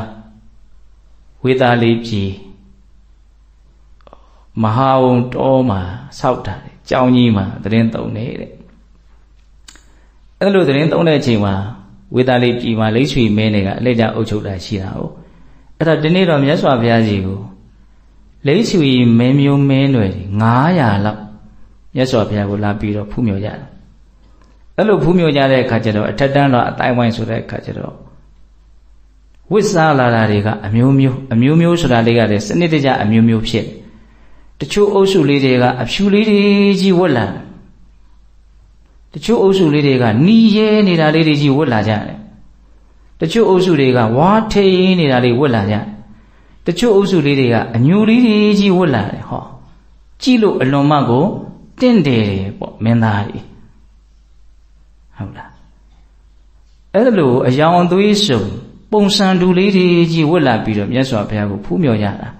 ဒါပေမဲ့အဲ့လောက်ကြည့်ကောင်းတဲ့ပရိသတ်တွေမှာမြတ်စွာဘုရားရဲ့အယောင်အဆင်းရသူတို့အားလုံးကိုလွှမ်းမိုးပြီးတော့ပါလွန်နေတယ်ပိုးပြီးတော့တင့်တယ်တဲ့နော်အဲ့ဒီချိန်မှာအဲ့ဒီပရိသတ်တွေမှာပိန်ခိယာနီလို့ဆိုတဲ့ပုံနာတစ်ယောက်ပါတယ်အဲ့ဒီပိန်ခိယာနီပုံနာကသူဟာမြတ်စွာဘုရားရဲ့ပုံမှာအလွန်ကြည်ညိုတဲ့ပုဂ္ဂိုလ်တစ်ယောက်ဘုံဘုံအထင်ကတော့သူအရိယသူတော်စင်တစ်ယောက်ဖြစ်မယ်ထင်ပါတယ်သူကအဲ့ဒီချိန်မှာဒီပိဋကရဲ့ဒီအယောင်အသွေးတွေထက်မြတ်စွာဘုရားရဲ့ဒီကိုယ်တော်ရောင်ကပိုးပြီးတော့လွှမ်းမိုးပြီးတော့တင့်နေတယ်ဆိုတာမြင်တဲ့အခါမှာသူ့စိတ်ထဲမှာဘုရားရဲ့အပေါ်မှာဒီကြည်ညိုမှုနော်ဘုရားရဲ့အပေါ်မှာမျက်နှာမှုတွေကစိတ်ထဲမှာထိမ့်မရဖြစ်လာပြီးတော့မြတ်စွာဘုရားကိုဘာလျှောက်တော့ဆိုမြတ်စွာဘုရားတပည့်တော်ရဲ့စိတ်ထဲမှာဒီအချိန်မှာထင်လာတဲ့အကြောင်းအရာလေးတစ်ခုကြပြာလေးတစ်ပုဒ်လိုမျိုးပေါ့သူပြောချင်တာလေးတစ်ခုသူ့စိတ်ထဲမှာအလိုလျောက်ပေါ်လာတယ်ပေါ့အဲ့ဒါလေးကိုတပည့်တော်ပြောပေးရစီအဲ့ဒီမင်းကြီးမင်းသားပေးတဲ့ကြားထဲမှာထပ်ပြီးတော့လျှောက်တာမြတ်စွာဘုရားကိုအဲ့ဒီပိန်ခိယာနေပုံနာလျှောက်တဲ့အချိန်မှာမြတ်စွာဘုရားကလည်း gain သင်စိတ်ထဲမှာထင်းလာတယ်ဆိုတာလေးကိုပြောပါရပါတယ်ဆိုတော့အဲ့ဒီမှာသူအပေါ်ယုံအဝတ်ကလေးကိုလက်ကတော့ထိုးပြီးတော့ဘုရားကိုလက်အုပ်ချပြီးတော့သူလျှောက်တယ်တဲ့အာလျှောက်တုံဆိုတော့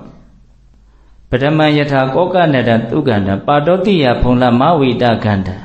အင်္ဂိရတံပတ္တဝိရောစမာနံတပန္တမာရိစမိဝန္တလိခိမြတ်စွာဘုရားကိုချီးကျူးတဲ့ဂါထာပထမယထာကောကနတံသုကန္တံပါတောတိယဖုံလမဝိတကန္တံသုကန္တံအလွန်မှကောင်းတဲ့ယနံ့ရှိတဲ့ကောကနတံကောကနတလို့အမည်ရတဲ့ပရမယထာ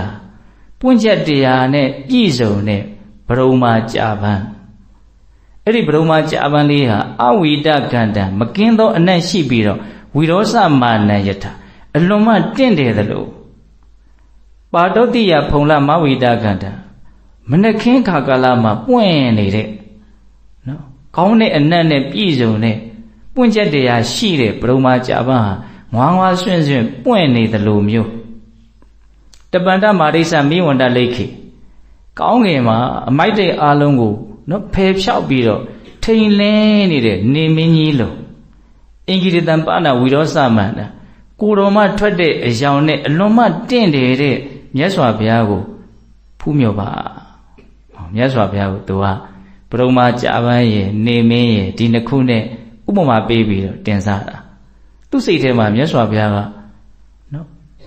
အလွန်မှကောင်းတဲ့အနံ့ရှိတယ်အလွန်မှလှပတဲ့မနေ့ခင်းမှာပွင့်နေတဲ့ကြာပန်းလေးကိုမြင်လိုက်ရတယ်လို့မျိုးလို့သူခံစားရမြတ်စွာဘုရားရဲ့ဉာဏ်တော်ရောင်တွေကလည်းလင်းလိုက်တာကောင်းငင်မှာဘာအမိုက်တိုင်းမှမရှိဘဲနဲ့ထိန်လင်းနေတဲ့နေမင်းကြီးကိုကြည့်လိုက်ရတယ်လို့မျိုးဟောအဲ့လိုမျိုးသူ့စိတ်ထဲမှာဥပမာတွေပေါ်လာလို့သူကအဲ့ဒီဂါထာလေးဖွဲ့ပြီးတော့ရွတ်ဆိုတာအဲ့ဒီပိန်ခိယာနေပုံနာဆိုတာသူကအလွန်ထူးခဲ့တဲ့ပုံနာတစ်ယောက်ပါသူ့ရဲ့ရှေ့နားမှာသူ့အကြောင်းလေးဆက်ပြီးတော့ပြောလိုက်အောင်သူ့ရဲ့ရှေ့မှာမှတ်တမ်းတင်ထားတယ်ကာရဏပါဠိသုတ်တံဆိုတာရှိတယ်ခုဘုံဘုံပြောနေတာပိန်ခိယာနေသုတ်တံအဲ့ဒီကာရဏပါဠိသုတ်တံကဘယ်လိုပြောတာတော့ဆိုတော့ဒီနေ့မှာတဲ့ဒီလိတ်ဆွေမင်းနေရဲ့အမှုကိစ္စကိုဆောင်ရွက်ပေးရတဲ့ပုံနာတစ်ယောက်ရှိတယ်ကာရဏပါဠိပုံနာတဲ့သူအမတ်တစ်ယောက်ဖြစ်မယ်ထင်ပါတယ်အဲ့ဒီပုံနာကအမှုကိစ္စတွေဆောင်ရွက်ရင်းနဲ့သူရှေ့ကနေပိန်ခိယာနေပုံနာပြန်လာတာကိုမြင်ရနေမွန်းတဲ့အချိန် ပိန်ကြီးရနေပုံလားပြန်လာတာမြင်ရတဲ့ခါတွေ့တဲ့ခါကျတော့အော်ပိန်ကြီးရနေအရှင်ပိန်ကြီးရနေသင်ဘယ်ကပြန်လာတော့ငါယဟန်ဂေါတမကြီးကပြန်လာတာမြတ်စွာဘုရားကြီးကပြန်လာတာအဲ့လိုလေပြောလိုက်တော့ကရဏပါဠိပုံနာကအရှင်ပိန်ကြီးရနေယဟန်ဂေါတမကိုဉာဏ်ပညာနဲ့ပတ်သက်ပြီးတော့သင်ဘလို့မြင်တော့ယဟန်ဂေါတမရဲ့ထက်မြက်မှုကဘယ်လောက်ရှိတော့သူ့ရဲ့ဉာဏ်ပညာအတိမ်နဲ့ကိုသင်ဘလို့မြင်တော့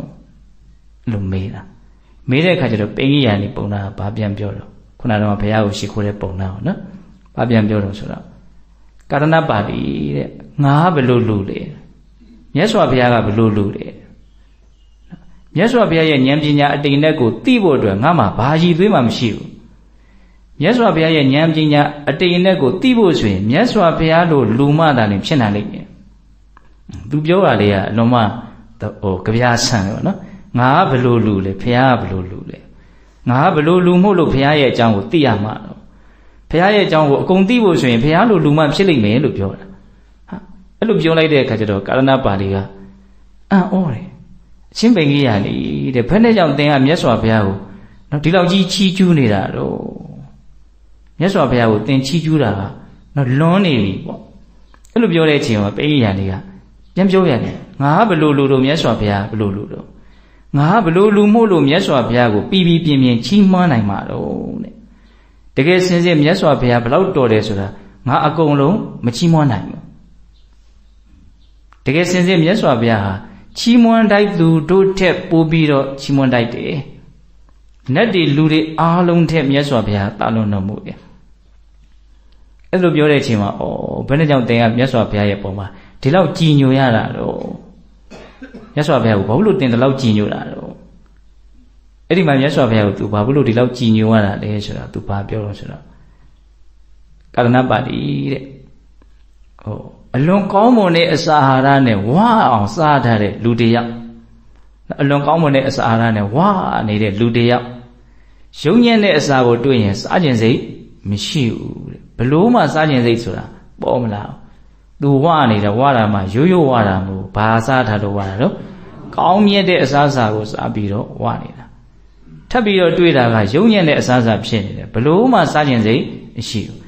အဲ့လိုပဲမြတ်စွာဘုရားရဲ့ထံတော်မှောက်ကနေမှအလွန်မှတဘာဝကြတဲ့အကြောင်းအကျိုးရှိလျော်တဲ့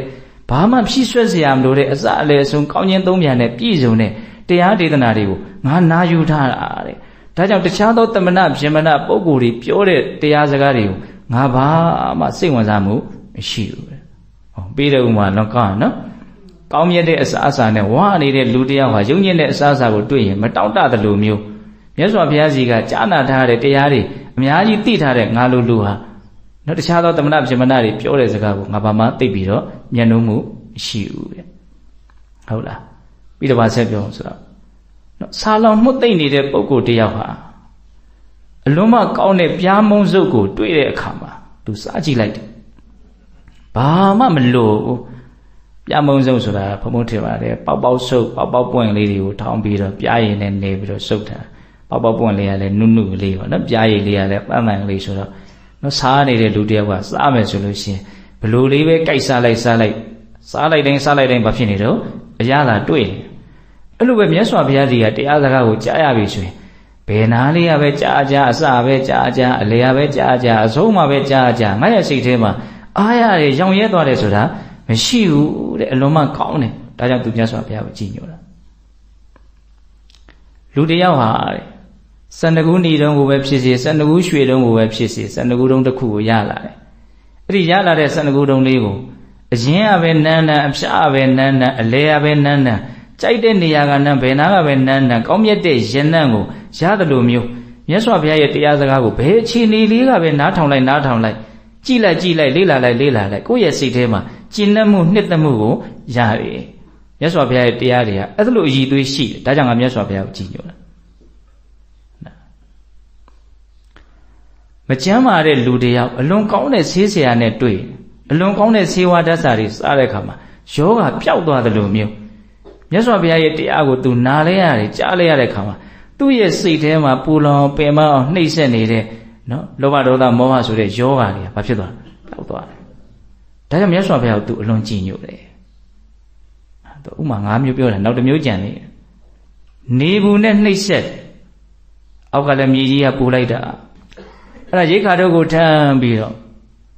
ဝန်းထဲကလည်းရေကဆာလာပြီအပေါ်ကလည်းပဲပူလောင်နေတယ်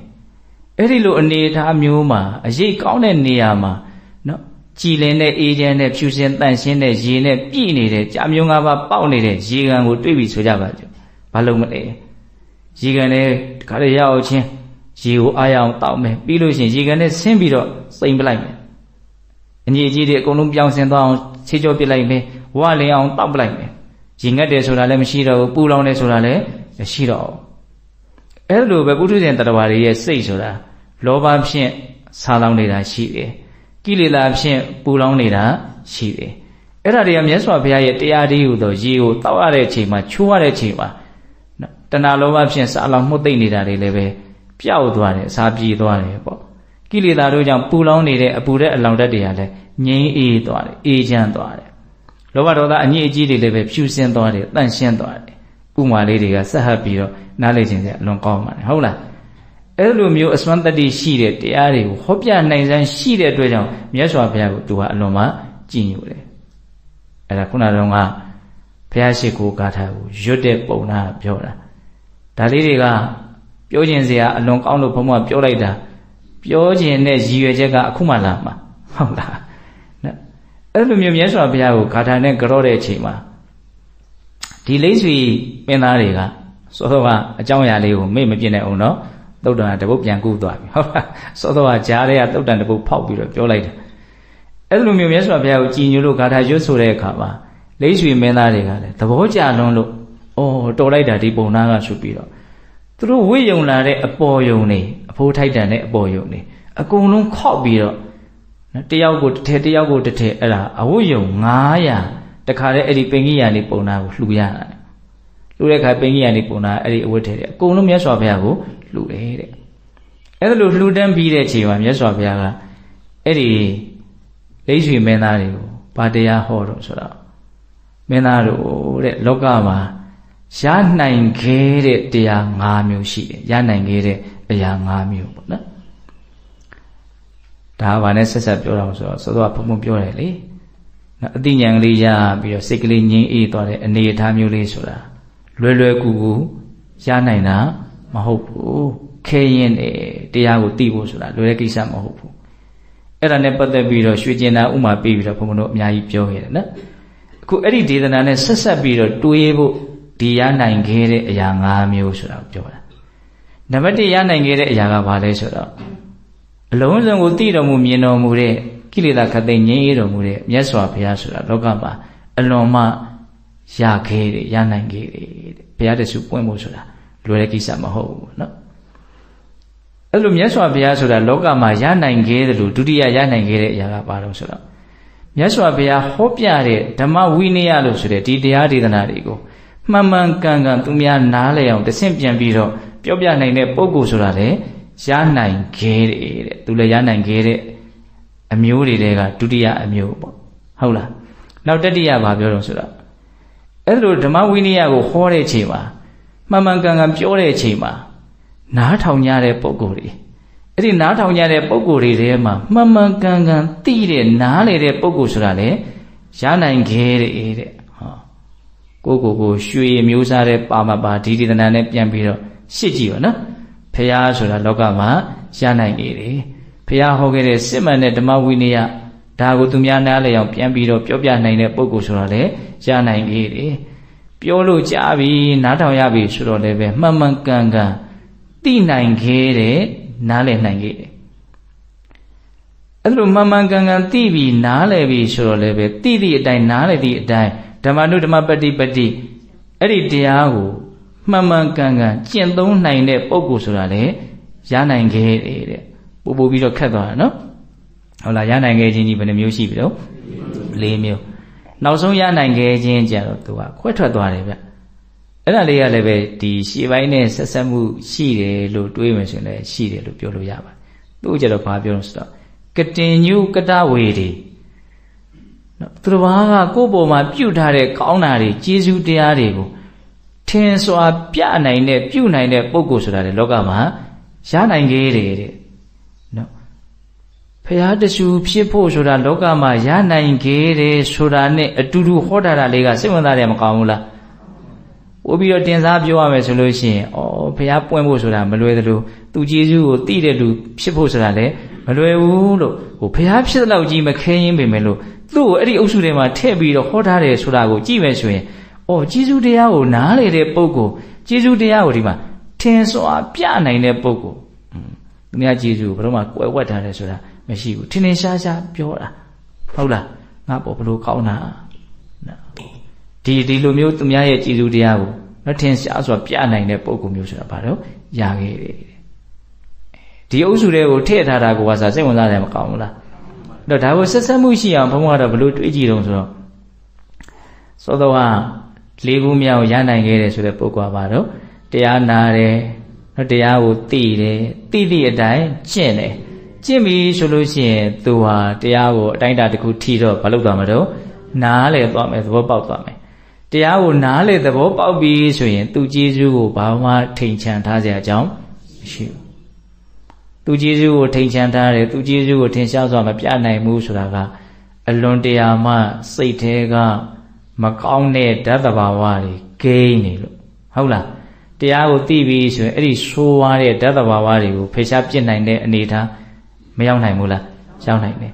အဲ့တော့တရားသိရင်သိတဲ့လောက်ကျေးဇူးတရားကိုလည်းသိတယ်လို့ဒီလိုလေးဘုံဘုံကတော့တွေးကြည့်စေခြင်းတယ်ဟုတ်တယ်မဟုတ်လားသူများကျေးဇူးကိုဘာကိစ္စနဲ့နော်ထင်ရှားစွာမပြနိုင်ရတာတော့ကျွတ်တို့လည်းပဲသူများကျေးဇူးကိုတခါတလေမပြနိုင်တဲ့သဘောလေးတွေရှိတတ်တယ်ရှိတဲ့အချိန်မှာကိုယ်စိတ်ကိုအမိဖမ်းကြည့်ဘာလို့များမပြနိုင်ရတာတော့ဟုတ်လားသူများကိုကောင်းတယ်လို့မပြောနိုင်ဘူး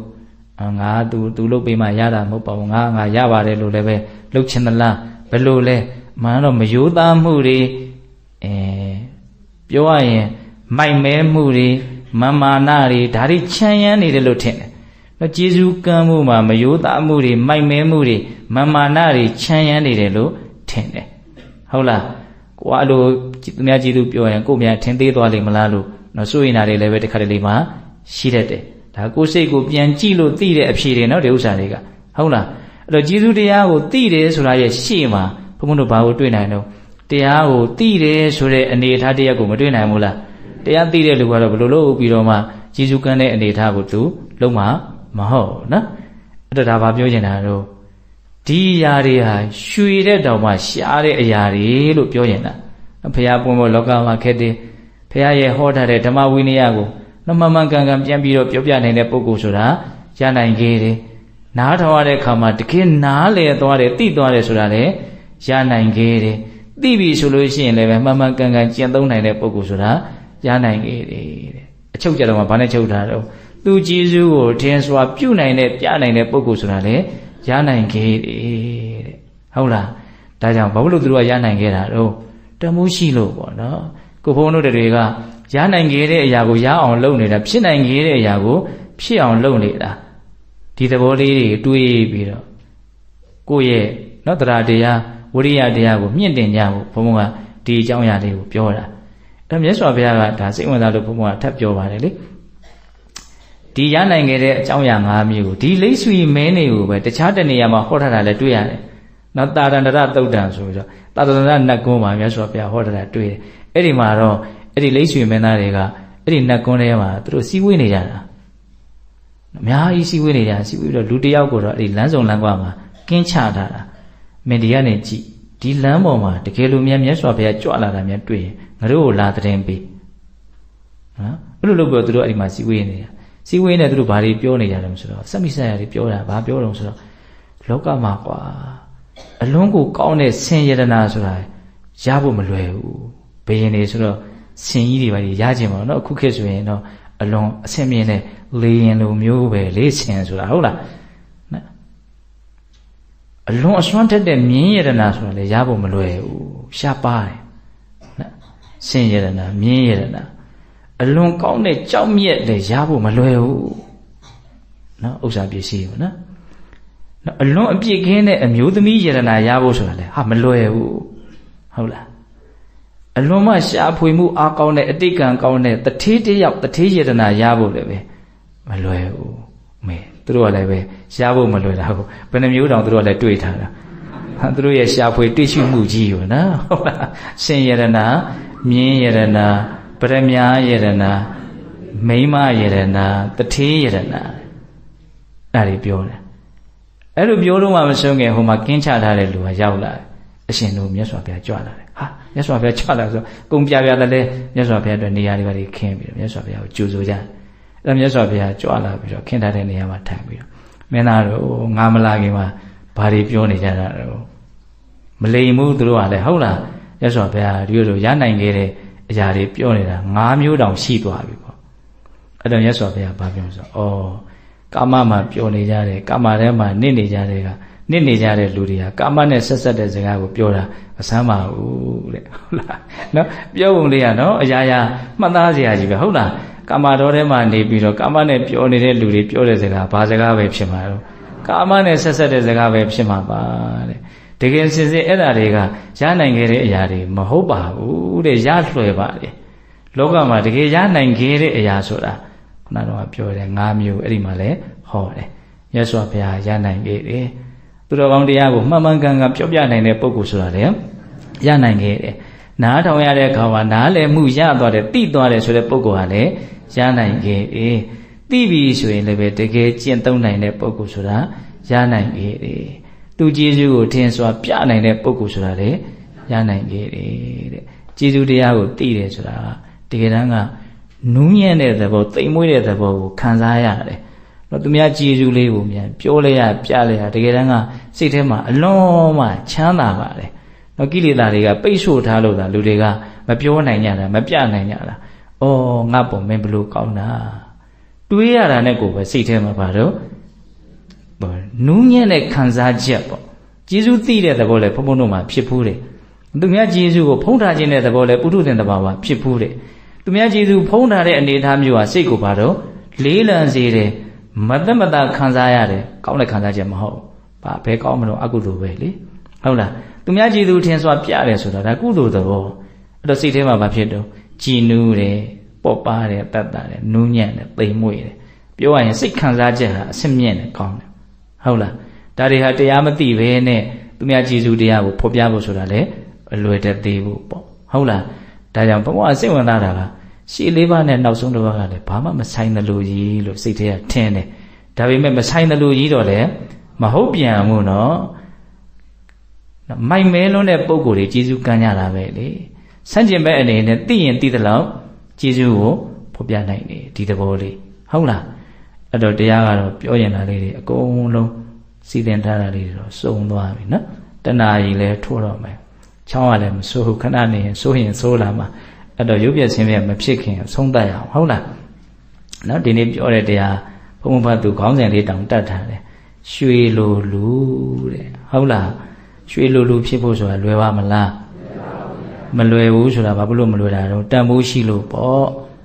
နော်ခက်တယ်ဆိုတာတန်ဖိုးရှိတဲ့အလုပ်တွေကခက်တာပဲဟုတ်လားအဲ့တော့ဘုံတို့ပြောရတဲ့စကားလေးတွေအကုန်လုံးပြန်ပြီးတော့အနှစ်ချုပ်ကြည့်မယ်နော်လောကမှာအကုသိုလ်တရားတွေကအမိုက်တွေနဲ့တူတယ်ကုသိုလ်တရားတွေကတော့ရွှေတွေနဲ့တူတယ်အမိုက်တွေကတော့တမင်စုဆောင်းစရာမလိုအလိုလျောက်ပဲကနေဘလို့လုပ်ပြီးတော့ရောက်လာပြီးတော့ဘလို့ရှုပ်နေတယ်မသိဘူးတန်ရှင်းရေးကလာတမင်တကာလောက်ရတာ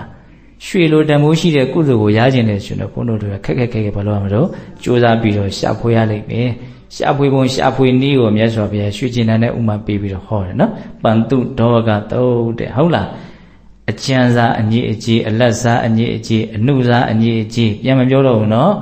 အဲ့ဒီအညစ်အကြေးတွေဖယ်လိုက်မယ်ဆိုရင်တော့ဓမ္မဝိတက်တရားနဲ့ပတ်သက်တဲ့အတွေ့အလေးတော့ကျန်နေသေးတယ်အဲ့ဒါဘာဝနာတရားတစ်မျိုးမျိုးနဲ့ကိုယ့်ရဲ့စိတ်ကိုကြိမ်ဖန်များစွာလေ့ကျင့်မယ်ဆိုတော့မှစိတ်ဟာနောက်ဆုံးကြတော့အလွန်မှနော်ဝရိယမစိုက်เสียမလိုပဲနဲ့တောင်စိတ်ဟာအလိုလျောက်နော်ကိလေသာရဲ့လက်ကလွတ်ပြီးတော့ငြိမ်းအေးနေတဲ့အနေအထားကိုရောက်တယ်ပေါ့အဲ့ဒီလိုအနေအထားမျိုးကိုရောက်ပြီဆိုရင်ဒီပုဂ္ဂိုလ်အလိုရှိတယ်ဆိုရင်သူ့မှာအကြောင်းတရားလည်းပြည့်စုံတယ်ဆိုလို့ရှိရင်စောစောကပြောရတာအဘိညာဉ်ဘယ်နှမျိုးလုံး6မျိုးဟုတ်လားဣတိဝိဒဒိဗ္ဗသောတာပရစိတဝိဇာဏနာဒိဗ္ဗစကုဩဝိနိဝါဒဒုတ္တိအာတဝခေယဒီလိုထူးခဲ့တဲ့မြင့်မားတဲ့ဉာဏ်တွေအဘိညာဉ်တွေကိုတော့ရနိုင်တယ်စိတ်ထဲမှာအဲ့ဒီအည်သွေးတွေကလေ့ကျင့်မယ်ဆိုရင်ထွက်ပေါ်လာမှာတော့ဒါပေမဲ့လွယ်တဲ့အလုပ်လားမလွယ်ပါဘူးဟုတ်လား ဥစိတ်ကလေးကိုချမ်းသာအောင်ကြည်လင်အောင်အေးချမ်းအောင်နော်ကြိုးစားကြတာတရားလုပ်တယ်ဆိုတာလုပ်မပေးသင့်ဘူးလားကိုလုပ်ပေးသင့်တယ်ဒီလိုရည်ရွယ်ချက်နဲ့လည်းပဲတရားအထုတ်ရမယ်ပေါ့နော်ငါစိတ်လေးငါချမ်းသာအောင်ထားတတ်ဖို့ဒါရင်နဲ့မပြည့်စုံသေးဘူးဘာလို့အောင်တော့နောင်တစ်ချိန်မှာကျမကြီးပေါက်လာတဲ့အချိန်အခမသိလို့လောကရန်ဆိုးနဲ့တွေ့တဲ့အချိန်မှာလည်းပဲတည်ငြိမ်အောင်အေးချမ်းအောင်နေတတ်ဖို့နောက်ဆုံးအဆိုးဆုံးလောကရန်လို့ဆိုတဲ့ခန္ဓာပျက်စီးခြင်းသိဆုံးခြင်းနဲ့တွေ့တဲ့အခါမှာလည်းပဲတည်ငြိမ်အေးချမ်းချမ်းလေးနော်နေတတ်ဖို့ခုတွေကစားဘလို့တော့ကြိုတင်ပြီးတော့ပြင်ဆင်ရမယ်နော်တန်ဖိုးရှိတဲ့အရာတွေကခက်ခဲကြစမြဲပဲရနိုင်ခဲ့တယ်ဖြစ်နိုင်ခဲ့တယ်ရနိုင်ခဲ့တယ်ဖြစ်နိုင်ခဲ့တဲ့အရာဘယ်နှမျိုးတော့၅မျိုးဒါလေးကတော့ဘုဒ္ဓတအနေနဲ့ဘုံကနော်ဒီတရားလေးနဲ့ဆက်ဆက်ပြီးတော့တွေးမိဖို့ထည့်ပြီးတော့ဟောလိုက်တာပါဟုတ်လားဒါကြောင့်ကိုတန်ဖိုးရှိတဲ့လူတယောက်ရွှေလူတယောက်ဖြစ်အောင်နော်ခက်ခဲကြိုးစားရတယ်ဆိုတော့လည်းပဲနော်တရားဝိရိယတရားမြင်မာစွာထားပြီးတော့ကြိုးစားအထောက်နိုင်ကြတဲ့သူတော်ကောင်းတွေဖြစ်ကြပါစေလို့ဘုန်းတော်ဆန္ဒပြုပြီးတော့ဒီကနေ့ပြုလုပ်ကြရတဲ့ကုသိုလ်ကောင်းမှုအစုစုတို့ရဲ့စွမ်းတတ္တိကြောင့်ဘုရားတပည့်တော်တို့ဒီမဲ့ညာပုညံမြတ်နိဗ္ဗာန်ကိုလင်းမြန်ထုတ်ချောက်မျက်မှောက်ပြုမရစေကုန်သောဟုပတ္တနာအောင်စုပြုကြကုန်ရာတည်း